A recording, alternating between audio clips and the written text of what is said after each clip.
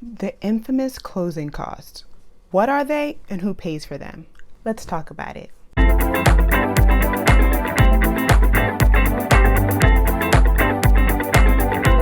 Hi, my name is Shayna Queen and I'm a realtor servicing the state of Maryland, DC, and Virginia.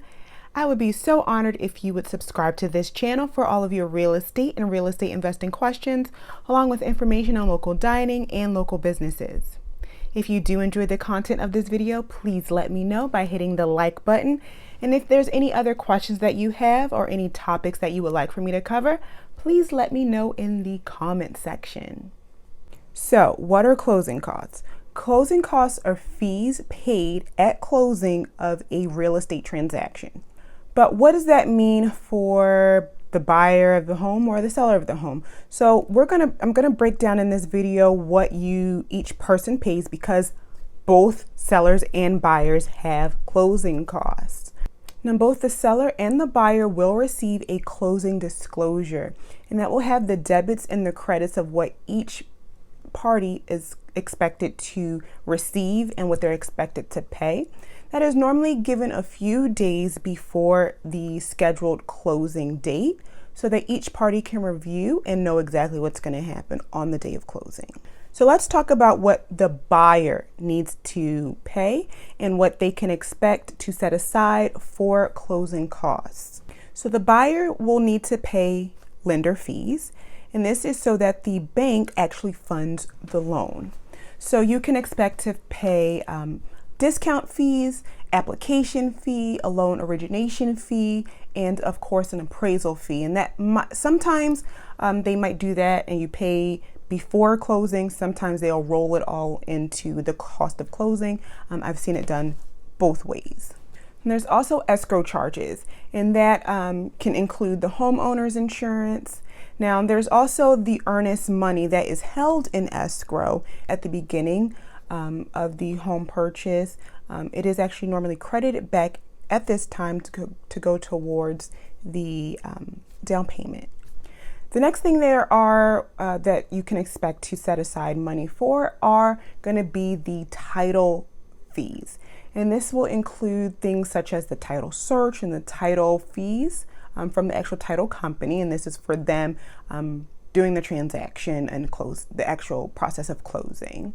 Pay title insurance. The bank will put in for theirs, but you should also do an insurance policy for yourself.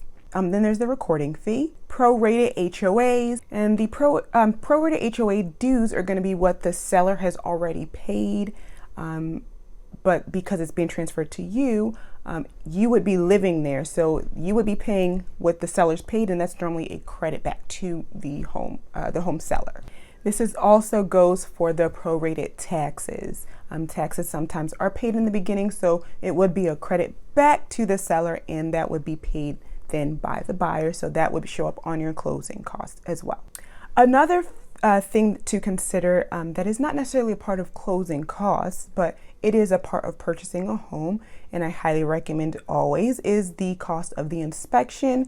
Assuming that you get the first house that you want, and you're just doing that one inspection and everything goes through fine, you want to make sure you get that inspection. But sometimes if you are under contract with a house and you do an inspection and if something comes back that you do not want to move forward with, you might end up having to do an inspection again for another house that you come across. But that is an expense that you do want to be aware of. Now, let's talk about some seller closing costs. Now, sellers have fewer line items typically, but their amounts are normally higher because the number one thing that home owners or home sellers do see is the commission for the real estate agents. They're normally paying a percentage, anywhere between 4 to 7%. Again, it is negotiable, so it does fluctuate. They're normally paying that portion of what the house purchase price is. So that is something that is normally paid by the seller and then split between the seller's agent and the buyer's agent. Other fees sellers can expect to pay include any optional seller's concessions, the balance of any remaining mortgages or liens, as well as transfer taxes, HOA fees, attorney fees, and prorated property taxes. In areas where utilities are lienable to the property, such as in Maryland, money is held in escrow to cover the seller's final utility bills. Costs that I would not consider as closing costs, but something that should be taken into consideration when selling your home, or the cost of selling your home, it's going to be costs of repairs. And those can range from very small repairs to larger repairs. And of course, you do want to speak with your local agent or realtor to get information and feedback on your particular home to see what they recommend you should do to your home to make it more marketable and get you more money for your home. So those are just a few fees that you can expect to pay when buying a home or selling a home. If you do have any additional questions, please feel free to leave them in the comment sections. And until next time, bye.